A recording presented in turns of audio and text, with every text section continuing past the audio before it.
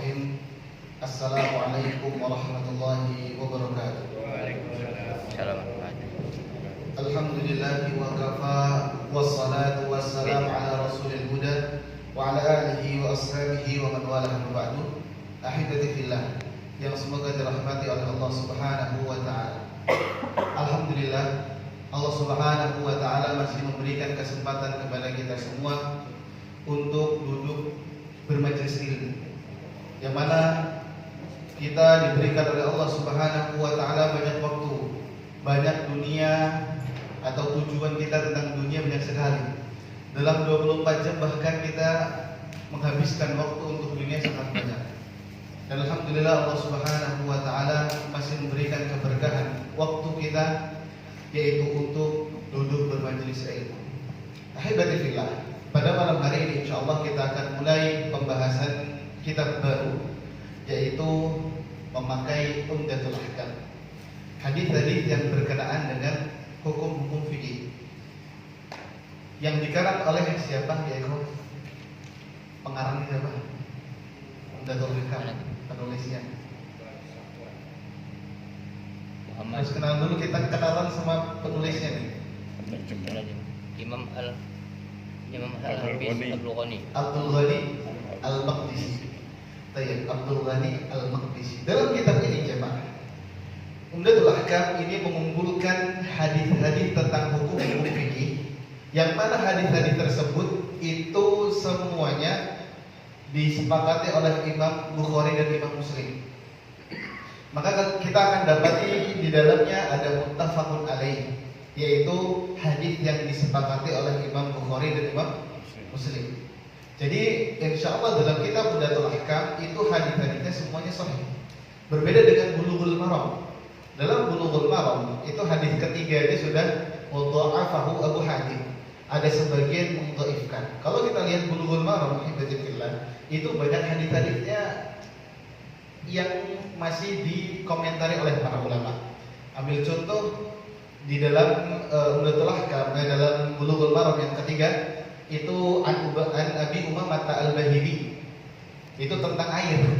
Nah di situ hadisnya didhaifkan oleh Abu Hatim, wa dha'afahu Abu Hatim, didhaifkan dan dilemahkan oleh Al-Imam Abu Hatim. Oleh sebab itu alhamdulillah, pemilihan kitab ini untuk daurah kita, untuk kajian kita memakai Umdatul Ahkam insyaallah itu sudah yang paling tepat, karena ini hadisnya semuanya insyaallah bisa dipertanggungjawabkan. Maksudnya bisa, atau hadis-hadisnya sahih semua. Kemudian sebelum kita masuk para ahibati fillah yang semoga dirahmati oleh Allah Subhanahu wa taala, sebelum kita masuk ke pembahasan hadis-hadis ini, alangkah baiknya kita memberikan muqaddimah dulu. Muqaddimah yang singkat, yaitu bahwasannya pembahasan yang akan kita bahas itu adalah pembahasan fikih. Sebagaimana yang sering kita bahas juga, bahwasannya khilaf yang ada di kehidupan kita, khilaf itu ada yang dibolehkan atau yang tidak dibolehkan. Atau kita ambil contoh bahwasanya ada khilaf yang memang itu tidak bisa terlepas dari kita semua, dan itu dibolehkan oleh Allah Subhanahu wa taala. Itu dalam khilaf-khilaf fikih. Dalam khilaf-khilaf fikih itu enggak masalah kita berbeda pendapat. Nah, berbeda dengan akidah. Karena sebagaimana kita telah bahas juga di Al-Firqatul Najiyah, bahwasanya ada satu kelompok yang dia masuk surga. Siapa itu? Ma'ana alaihi wa ashabi. Sesuai dengan koridor agamaku, pemikiran agamaku dan agamanya para sahabatku. Makanya khilaf yang akan ada nanti dalam pembahasan fikih kita, maka hendaknya kita berlapang dada, jangan saling menjatuhkan. Kemudian hibatillah, di sini kita langsung masuk saja. Itu muqaddimah singkat dari ana. Nasihat sesingkat mungkin yang itu patutnya kita bahas. Karena khawatirnya tatkala kita masuk ke pembahasan fikih, kita saling menjatuhkan, itu nggak boleh. Jadi pembahasan fikih pembahasan yang luas, dan pembahasan fikih satu sama lainnya ulama punya hadisnya, punya dalilnya. Kita ambil contoh kunut. Kunut yang membid'ahkan ada juga dalilnya. Kunut yang membolehkan dan mensunahkan ada juga dalilnya. Jadi para ulama ketika ada hukum itu nggak mungkin serampangan, nggak mungkin. Kecuali ihdath qauli tsalits, memunculkan perkataan yang ketiga. Nah itu beda lagi. Ada juga pembahasan fikih yang itu sudah disepakati oleh para ulama yang menyelisihnya itu sesat. Ambil contoh, ngusap kaki. Kita kalau ngusap kaki itu semuanya jemaahnya, bapak-bapak ya, kita semuanya dari mana? Dari ujung jari sampai atas mata kaki. Nah, ada sebagian kelompok itu cuma punggungnya aja, sini aja deh, yang dibasuh. Nah, ini khilaf kayak gini, ini tidak diperbolehkan karena ini menyelisihi menyelisihi pembahasan dari para ulama, kesepakatan para ulama. Kita ambil contoh juga nikah mut'ah. Nikah mut'ah memang zaman dulu diperbolehkan. Sekarang sudah dimansuh, sudah tidak dibolehkan untuk nikah mut'ah lagi. Nikah kontrak, kawin kontrak, sudah nggak boleh lagi sekarang. Tapi ada sebagian yang masih melakukannya, maka ini tidak diperbolehkan. Kemudian di sini Al-Imam Syekh Abdul Ghani Al-Maqdisi beliau membawakan hadis yang pertama dan dalam bab kitab Thaharah, kitab yang berkenaan dengan bersuci, kitab Thaharah. Ada yang bisa bacakan? Silakan. Monggo. Siapa? Satu. Langsung hadis yang pertama aja. Yang pertama ya. Hadis yang pertama. Bismillah. Alhamdulillah. Allahumma shalli ala Muhammad. An Umar bin Al-Khattabi radhiyallahu anhu qala sami'tu Rasulullah sallallahu alaihi wasallam yaqul innamal a'malu binniyat wa fi riwayatin binniyati wa innama likulli imri'in ma nawa faman kanat hijratuhu ila Allah wa rasulih fa hijratuhu ila Allah wa rasulih wa man kanat hijratuhu ila dunya yusibuha aw imra'atin yatazawwajuha fa hijratuhu ila ma hajara ilaih. Yang pertama, hadis yang diriwayatkan oleh Umar bin Khattab radhiyallahu anhu. Ini kita nggak perlu nyebutin biografinya. Kalau nyebutin biografinya lama lagi. Kita langsung saja. Qala sami'tu Rasulullah sallallahu alaihi wasallam yaqul, saya mendengar Rasulullah itu mengatakan, innamal a'malu binniyat. Sesungguhnya amalan itu semuanya tergantung dengan niatnya. Wa fi riwayatin binniyat. Dalam sebuah riwayat itu binniyat. Perhatikan, kok wa fi riwayatin dengan riwayat lain. Perhatikan semuanya an-niyat sama an-niyat. Bedanya apa, Pak? Yang belajar bahasa Arab nih. Apa bedanya yang pertama dengan beda yang kedua? Tak dengan tak mermutoh. Bedanya apa? Iya, sama. Yang satu jamak, yang kedua mufrad. Yang pertama itu jamak muannats salim. Karena ada alif terus ta. Kalau yang setelahnya dia mufrad karena menunjukkan satu. Kalau niat binniyat maka dengan niat. Niatnya itu jamak muannats salim. Ini perbedaannya. Namun ada perbedaan lain para ulama, kita nggak bahas. Kemudian wa inna likulli imri'in ma nawa. Sesungguhnya setiap orang, setiap yang meniatkan itu mendapatkan apa yang ia niati.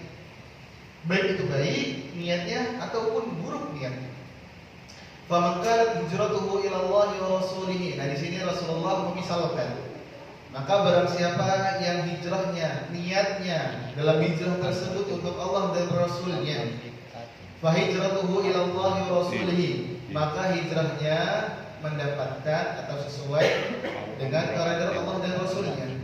Wa man kanat hijratuhu ila dunya, barang siapa yang hijrahnya itu karena dunia. Di riwayat yang lain atau di pembahasan para ulama, di sini ada pembahasannya. Ila dunya ini ada dua riwayat, ada dua madhab atau dua pendapat. Yang pertama dunia ya dunia. Yang kedua itu harta.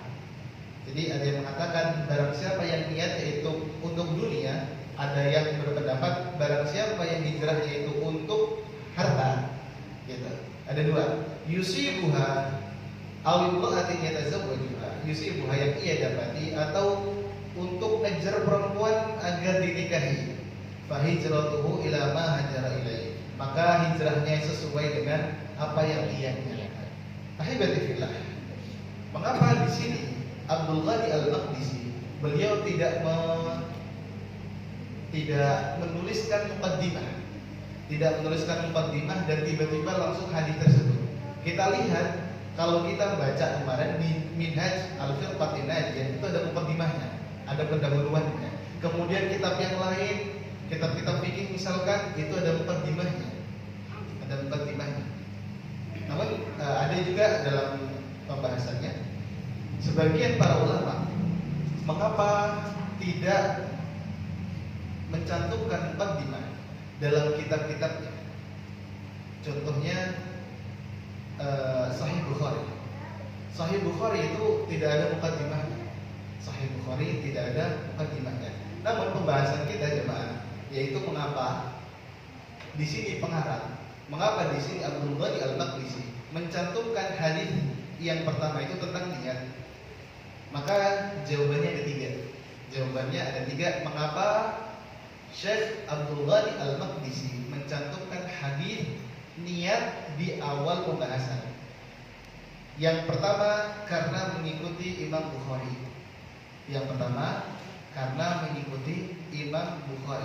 Al-Imam Bukhari dalam Sahih Bukhari-nya beliau tidak mencantumkan muqaddimah dan beliau mencantumkan di awal kali hadis yang dia tulis dalam bukunya beliau itu tentang apa? Tentang niat. Tentang niat. Itu yang pertama. Yang kedua, mengapa di sini pengarang Abdul Ghani Al-Maqdisi mencantumkan hadis ini? Yang pertama, karena untuk memperbaiki niat sebelum melakukan segala jenis amalan, untuk membaguskan niat sebelum kita memulai semua jenis amalan. Itu yang kedua.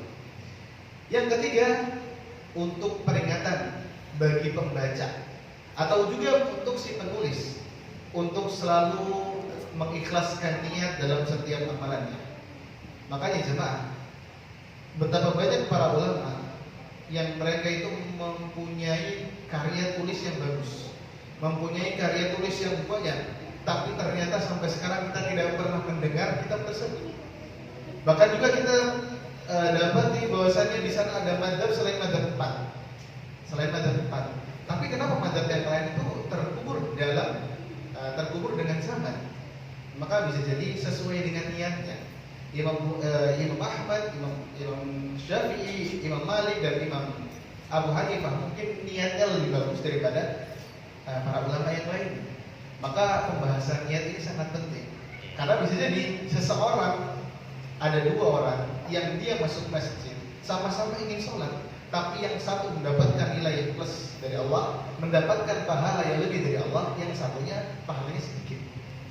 Karena disebutkan oleh para ulama, suatu amalan itu bisa menjadi besar dengan niat. Tukabbirun niyah.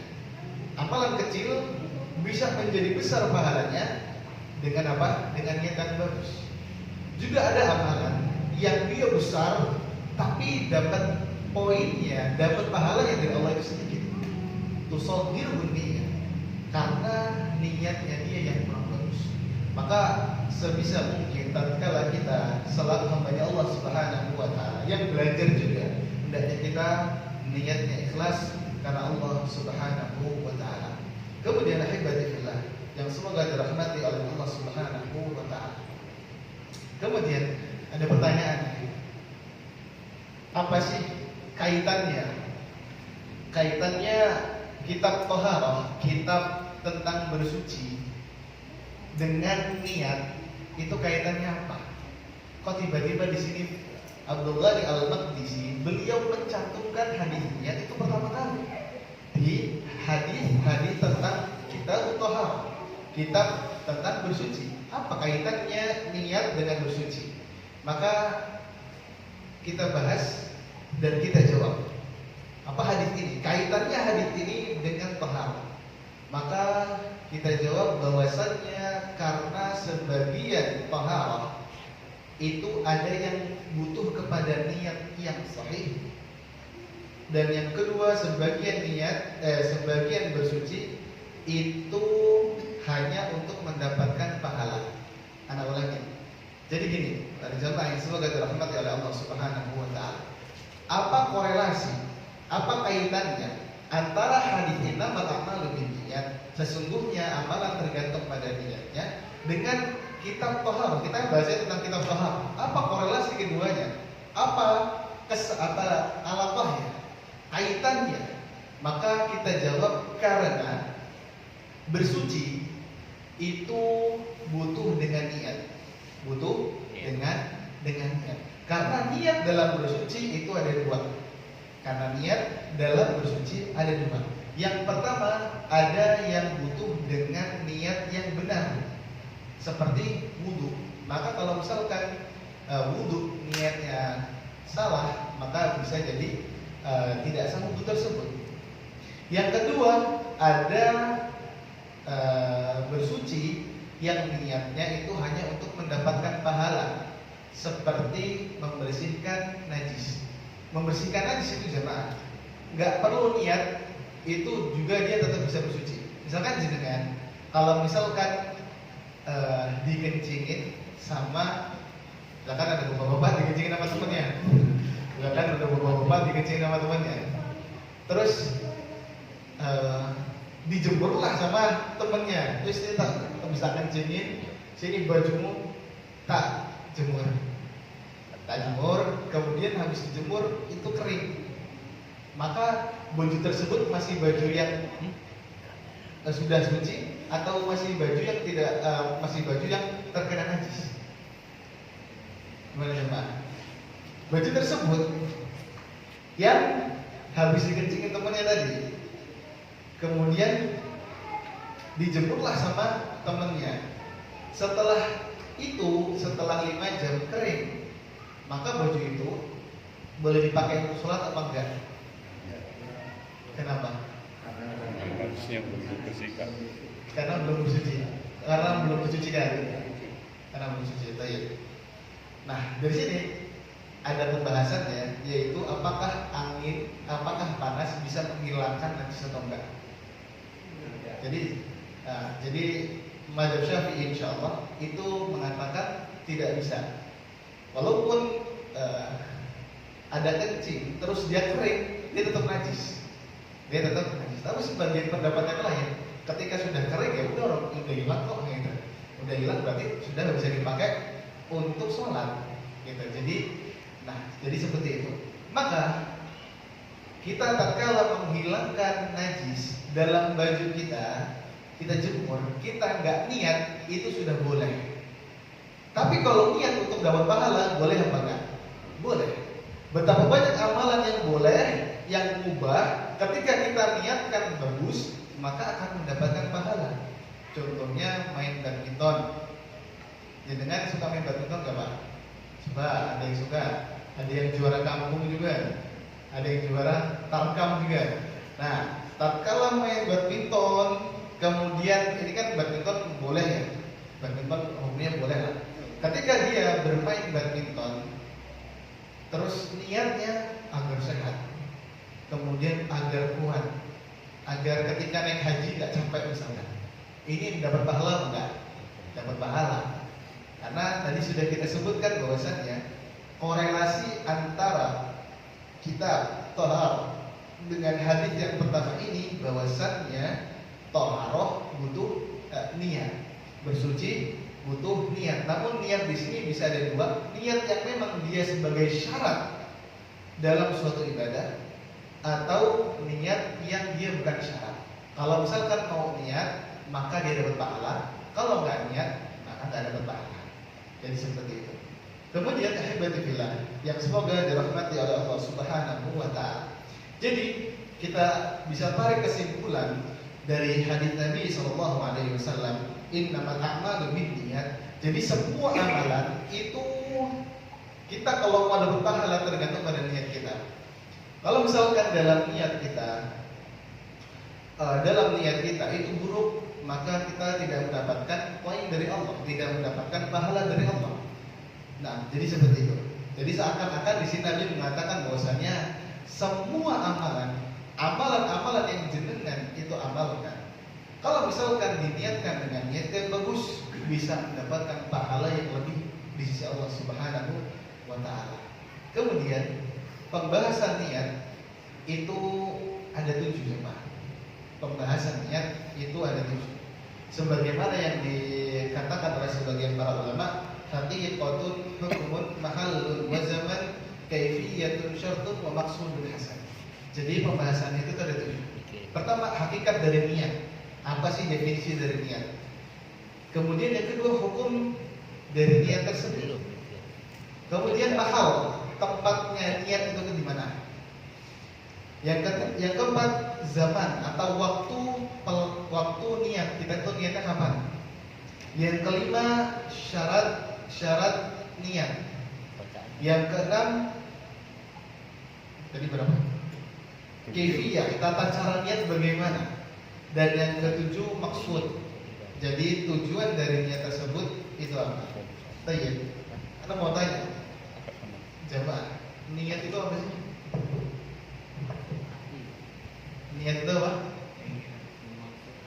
Keinginan hati. Gimana Pak? Perkara hati. Keinginan hati. Ayo. Keinginan hati. Kalau keinginan hati sudah benar, tapi masih ada yang kurang. Karena keinginan hati itu dalam bahasa para ulama atau dalam bahasa Arab itu ada hanya petikan hati atau hanya sepintas aja, atau memang niat ingin melakukannya. Jadi dorongan hati, dorongan dalam hati untuk melakukan sesuatu, itu ada yang benar-benar memang dia untuk melakukan amal tersebut. Ada juga pengenlah kayak gitu.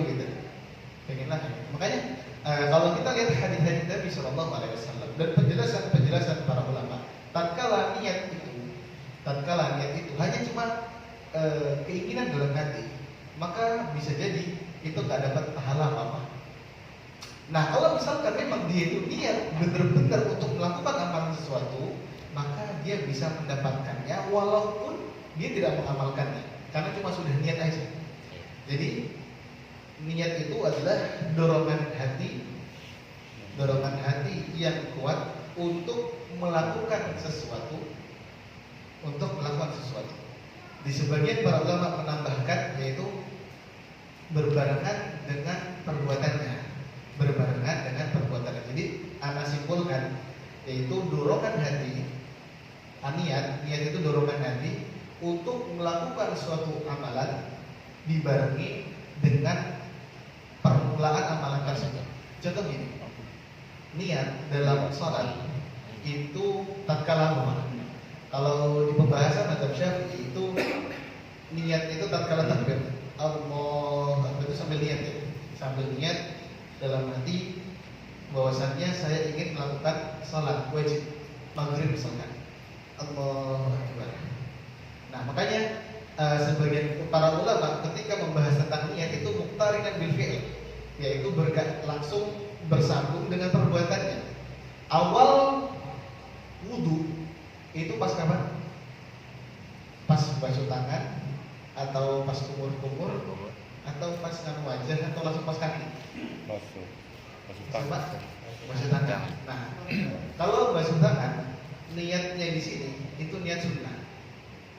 Niat apa? Niat sunnah. Karena awal mula kita tangan itu rukun atau bukan dalam wudu?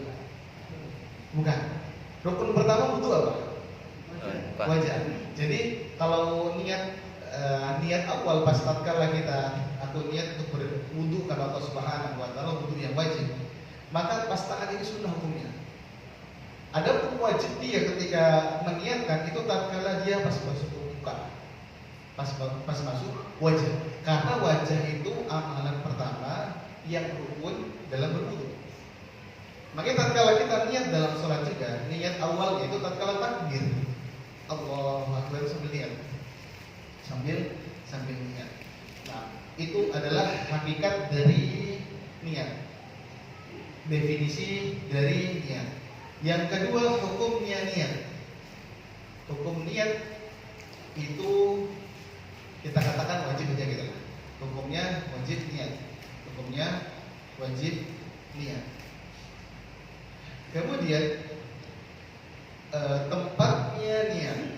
Nah, ini tempatnya niat sudah kita pernah bahas, yaitu ada yang mengatakan niat itu dalam mazhab Syafi'i yang mutaakhirin, yang akhir-akhir, niat itu boleh dilafalkan. Niat itu boleh dilafalkan. Pertanyaan pertama, tatkala kita membahas talaffuz bin niat, melafatkan niat usolli itu disebutkan oleh para ulama. Niat itu sebelum takbir. Gunanya untuk apa? Untuk menguatkan atau untuk membantu niat dia dalam ibadah. Cukup itu aja. Makanya para ulama sepakat bahwasanya niat itu adanya di mana? Dalam hati. Ada dalam hati. Jadi kita lihat pembahasan para ulama, kita lihat pemaparan oleh para ulama. Ketika memang ada niat yang itu dilafadzkan, saudara kita ada yang dilafadzkan. Jadi niatnya gak usah kencang-kencang. Jadi kadang dengar juga imam itu usul gitu, usolli sholat. Ini kadang mengganggu juga, mengganggu. Kemudian yang perlu kita bahas juga jemaah, yaitu tatkala zikir keras-keras gitu ya. Kadang sering sekali kita dapati ketika zikir itu bareng-bareng keras-keras. Sekarang gini aja, kalau kita lihat khilafnya ulama, ada khilafnya, tapi pembahasan kita itu lihat dari maqasid syariat, dari tujuan syariat. Ketika kita sholat ada zikir yang keras, ini mohon maaf, jika mendengar ada yang zikir keras harus diperhatikan juga. Apakah kita ganggu orang atau tidak? Anda mau tanya itu aja kepada orang-orang yang zikir keras-keras, dia ganggu atau enggak? Kalau Anda jujur terganggu sekali. Ya walaupun nggak khusyuk kita kan susah lah khusyuk lah. Ya walaupun khusyuk kita nggak seperti khusyuknya para sahabat. Cuma pertanyaannya satu, kira-kira makmum yang datangnya telat, ini kita secara fitrah kita ya, akal fitrah kita, apakah tatkala kita zikir keras itu ganggu orang atau enggak? Ya, anak ketika sholat Allahu Akbar itu dengar si imamnya itu zikir, itu benar jujur sekali itu terganggu. Sekarang ini udah kita kan itu khilaf, kita boleh ya jenengan kalau misalkan berdalil di Rasulullah pernah mengeraskan suara, ya sudah wis kita sepakat nggak apa-apa, jenengan nggak apa-apa. Kalau saya misalkan saya nggak boleh. Tapi gini lah pembahasannya, apakah dalam zikir itu mengganggu orang atau enggak? Begitu pula tatkala mohon maaf salawatan. Salawatan mungkin kita nggak bahas akidah, kita bahas fikih. Mungkin ada sebagian ada yang mengatakan nggak apa-apa salawat, sebagian ada yang nggak boleh. Tapi sekarang gini, tatkala kita sebelum adzan, terus salawatan pakai mic pas habis adzan, terus salawatan, kira-kira orang yang tatkala salat sunnah terganggu apa enggak? Terganggu. Jadi pikirnya jangan kita amalannya harus kayak gini. Enggak, kita amalan dalam setelah adzan itu boleh kita berdoa. Bahkan doa di antara adzan dan iqamah itu sangat-sangat dikabulkan oleh Allah. Kita nggak doa aja kalau selawatan. Ada dalilnya, kenapa kita nggak pakai? Terus malah nggak ada dalilnya kita laksanakan.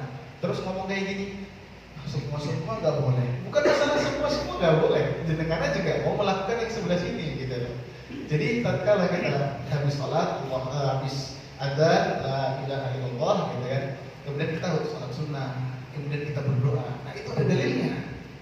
Gitu. Kalau misalkan salawat ada dalilnya juga usah, iya nggak apa-apa.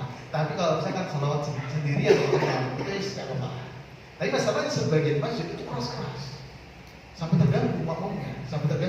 Jadi pembahasan fikih yang ada maksud di sini jamaah, tatkala memang kita melakukan amalan itu nggak ganggu orang, itu lebih baik daripada kita ganggu orang. Jadi gitu. Jadi kita lihat orang juga gitu. Jangan berdalil kayak gini. jangan telat sholatnya. Itu bisa juga. Orang beda-beda. Ada yang dia baru pulang kerja, udah komat, ya dia buru-buru juga sholatnya. Jadi jangan kita nyalahin orang juga. Kita coba tatkala beramal, kita lihat diri sendiri dulu, apakah dalam kita beramal itu mengganggu orang atau tidak. Jadi seperti itu. Kemudian ahibati fillah, yang semoga dirahmati oleh Allah Subhanahu wa taala. Kemudian zaman, yaitu waktu dalam meniatkan amalan. Jadi waktunya yaitu awal kali rukun yang akan kita kerjakan dalam amalan tersebut. Contohnya tadi sudah kita sebutkan, ketika sholat itu takbir, ketika wudhu tadi pas apa? Pas basuh wajah. Kemudian tata caranya ya sesuai dengan kita yang mau meniatkan apa. Kalau meniatkan sholat wajib, ya udah kita sholat wajib. Tapi intinya jemaah, Allah tahu apa yang dalam hati kita. Allah tahu apa yang ada di dalam hati kita. Walaupun kita bermuka dua di hadapan manusia, Allah tetap tahu hati kita. Makanya tatkala kita niat sudah dalam hati cukup, ya alhamdulillah. Dan perhatikan juga niat dalam melafazkan niat dalam suatu ibadah. Ingat, coba jangan ganggu orang. Itu aja. Pesan kami itu aja, Pak. Jadi ketika kita meniatkan sesuatu, itu kadang orang itu ganggu juga. Sebelahnya ada ini, apa namanya, sebelahnya nggak kalah punya Akbar. Nah ini keras mas. Usolli sholat apa gitu. Allah keras. Nah tujuannya apa keras gitu? Mau tanya ya, tujuannya keras apa? Gitu. Jadi kita melihat juga lah Pak. Melihat ini biar kita sesuaikan akal kita kan. Jenengan gini aja. Kalau misalkan jenengan lagi nyantai terus diganggu sama orang, perasaannya gimana wis gitu. Perasaannya gimana? Jadi tatkala kita beramal, jangan lupa amalan tersebut kita hanya niatkan untuk Allah dan jangan ganggu orang. Perhatikan kata Nabi SAW, Muslim sejati, Muslim yang sempurna imannya, yaitu man salimal muslimuna min lisanihi wa yadihi, orang yang selamat dari lisannya dan juga dari tangannya. Tatkala kita niat keras dan ketika kita tatkala beramal itu keras dan orang-orang itu terganggu hati-hati, bahwasanya kita mungkin yang imannya kurang. Kemudian ahibati fillah, yang semoga dirahmati oleh Allah Subhanahu wa taala. Syarat dalam niat yaitu seseorang hendaknya dia atau syaratnya yaitu dia muslim. Syaratnya muslim. Itu yang pertama. Yang kedua, wa tamyizuhu wa ilmuhu bil manwi, yaitu mengetahui apa yang ia niatkan. Mengetahui apa yang ia niatkan. Ketika sholat nggak niat ya nggak dapat pahala Pak. Ketika sholat nggak niat nggak dapat pahala. Jadi kita ini ketika sholat, tujuan sholat itu apa? Jangan ketika kita sholat itu zakat, nggak bisa. Ketika kita mau zakat niatnya untuk sholat, nggak bisa. Mau puasa niatnya zakat, nggak bisa juga. Dan itu juga terjadi, bisa jadi, sering terjadi juga. Tatkala niat talafut niat salah. Usolli sholat al-maghrib arba'a rakaat. Nah ini hati-hati juga. Saya niat sholat maghrib 4 rakaat. Nah ini pertanyaan juga nih. Dia nggak, setelah dia itu nggak niat lagi. Nah berarti niat terakhir dia yang dihitung ya itu. Gitu, yang dihitung ya itu. Kemudian alhamdulillah yang semoga dirahmati oleh Allah Subhanahu wa taala. Dan tujuan dari niat itu ada dua. Yang pertama, membedakan antara ibadah dengan adat kebiasaan. Ibadah dengan adat kebiasaan. Contohnya mandi. Ada mandi yang dia itu butuh dengan niat, ada yang mandi dengan tidak dengan niat. Contohnya gini, ada yang mandi wajib. Mandi wajib butuh dengan niat apa enggak? Butuh. Kalau mandi sekedar jemur mandi bebek, mandi bebek katanya, itu butuh niat apa enggak? Enggak butuh niat. Tapi kalau niat dalam mandinya dia itu untuk segerin badan, untuk biar sholat itu khusyuk, dapat niat apa? Dapat pahala apa enggak? Dapat pahala insyaallah. Jadi itu yang pertama. Niat itu membedakan antara ibadah antara ibadah dengan adat kebiasaan. Nah ini juga jemaah yang perlu diketahui. ketika bersedekah, ketika sedekah, ketika berinfak, hati-hati dalam niat seperti ini. Sebagian ada yang ketika keluarkan uang untuk masjid, loh mas, masya Allah, jenengan zakat terus, jenengan infak terus, sedekah terus. Kenapa itu? Iyalah, itu udah kebiasaan saya. Hati-hati, ini niatnya salah, nggak ada pahalanya. Makanya ketika kita kasih, ketika kita beribadah, jangan ngomong biasa. Kita sudah tahu bahwasanya niat itu membedakan antara ibadah dengan adat kebiasaan. Jadi tatkala kita sholat, tatkala kita bersedekah misalkan, jangan ngomong biasa, ini sudah biasa, jangan. Ini niatnya bisa gugur, pahalanya bisa gugur. Jadi ketika kita ditanya misalkan, yes, aku aja sama Allah yang tahu gitu. Nah, jadi seperti itu. Jangan juga enak. Silakan Pak. Kalau seandainya kan kita kadang-kadang kan apa gitu, ya kita sudah melaksanakan niat kita ternyata lupa diucapkan atau diniatkan, tapi sudah dilaksanakan. Apakah itu bisa kita ulangi niatnya atau kita ulangi mulainya gitu? Seandainya kan bisa kan kita. Oh, jadi lupa niat. Iya. Lupa niat. Nah, kadang kita seperti itu Pak. Ketika ada ibadah, kita lupa niat. Maka bagaimana niat amalan tersebut apakah mendapatkan pahala? Jadi kita lihat dulu ibadah yang dia butuh dengan niat. Jika memang ibadah tersebut butuh dengan niat, kemudian dia nggak niat, maka harus ulangi. Jika memang ibadah tersebut nggak butuh dengan niat, maka itu nggak masalah.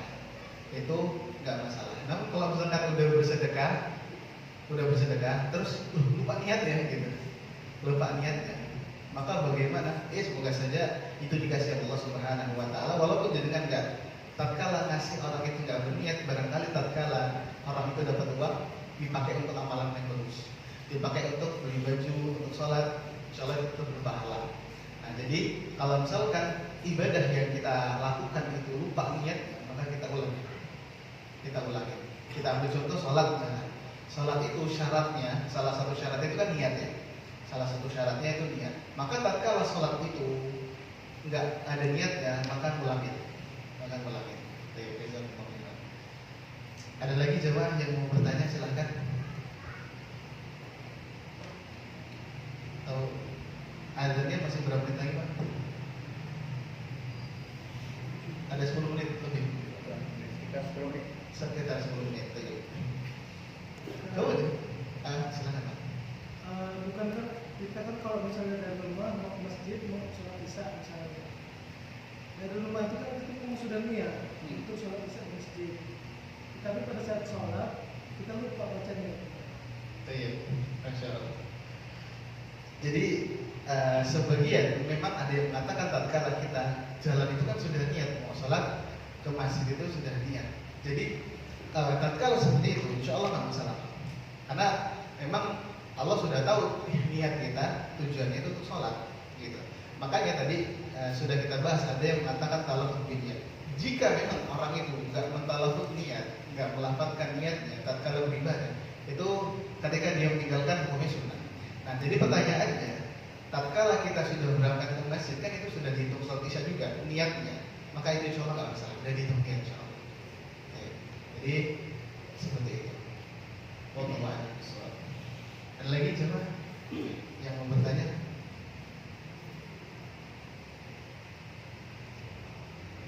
Lanjutin sebentar ya. Baik. Kemudian ahibati fillah yang semoga dirahmati oleh Allah Subhanahu wa taala. Jadi ada amalan yang mana tatkala amalan tersebut itu ada hadiahnya dari Allah Subhanahu wa taala, maka itu tetap kita haruskan niat hanya untuk Allah. Jadi gitu, ada ibadah yang dia tatkala kita lakukan akan kita mendapatkan itu. Contohnya silaturahim. Silaturahim itu ketika kita silaturahim itu dapatnya apa? Akan dipanjangkan umurnya. Tapi penjelasan para ulama, niatnya itu kita nggak boleh itu. Nggak boleh, kita silaturahmi niatnya untuk mendapatkan Banyak. atau untuk di umurnya dipanjangkan, maka itu nggak boleh. Dia harus niatkan ini untuk Allah, karena yang itu amalan yang ikut. Amalan itu amalan ikut, bukan tujuan kita untuk itu. Tujuan kita tatkala silaturahmi, tujuan untuk Allah dan kita untuk mendapatkan surganya Allah. Namun tatkala kita sudah silaturahmi, niatnya tetap itu. Namun kalau misalkan dapat hadiah dari Allah seperti itu, maka itu dihitung tambah namanya, mengikut. Jadi hadiah itu hanya hadiah ikut. Jadi niat kita itu bukan tujuannya untuk itu. Anda ulangi nih coba ya, mungkin agak kurang paham. Jadi ada niat, ada amalan yang tatkala kita kerjakan, maka itu akan berbuah dunia, berbuah duniawi. Contohnya tadi silaturahim. Silaturahim itu akan berbuah duniawi. Apa itu? Dipanjangkan umurnya. Jadi tatkala kita ingin bersilaturahmi, niatnya jangan untuk mendapatkan Banyak. umur yang panjang itu jangan.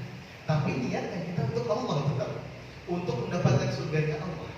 Kalau misalkan kita niatnya itu untuk mendapatkan umur yang panjang, kata para ulama itu tidak boleh. Itu tidak boleh, kenapa? Karena niat itu hanya untuk Allah. Itu hanya ikut saja bahasanya. Jadi kita niat untuk Allah, nanti kita akan dapat umur yang panjang. Jadi seperti itu. Bisa dipahami Pak ya? Insyaallah. Alhamdulillah. Jadi niat Tapi begini, ada orang menyampaikan ya, kalau kamu mau panjang, ya bersilaturahmi. Nah itu. Jadi kadang ada orang mengucapkan seperti itu. Jadi Iya. termasuklah mungkin saja karena kita pemahamannya juga kurang. Akhirnya kita tadi bisa juga menyampaikan, ya kalau panjang umur silaturahmi. Nah, padahal kan tadi itu sebetulnya. Nah itu yang benar yang mana? Karena ada yang menyampaikan gitu, misalnya Ustaz ya salah satu mau panjangkan umur ya silaturahmi. Nah, berarti kan itu kan kalimatnya kan. saya ada yang bisa dilakukan. Jadi